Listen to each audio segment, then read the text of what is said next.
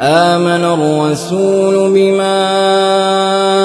أنزل إليه من ربه والمؤمنون كل آمن بالله وملائكته وكتبه ورسله لا نفرق بين أحد من رسله وقالوا سمعنا وأطعنا غفرانك ربنا وإليك المصير. لا يكلف الله نفسا إلا وسعها لها ما كسبت وعليها ما اكتسبت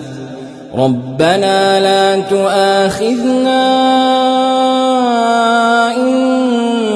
نسينا أو أخطأنا ربنا ولا تحمل علينا إصرا كما حملته على الذين من قبلنا ربنا ولا تحملنا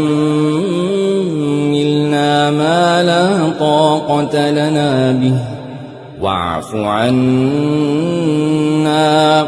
واغفر لنا وارحمنا أنت مولانا فانصرنا على القوم الكافرين.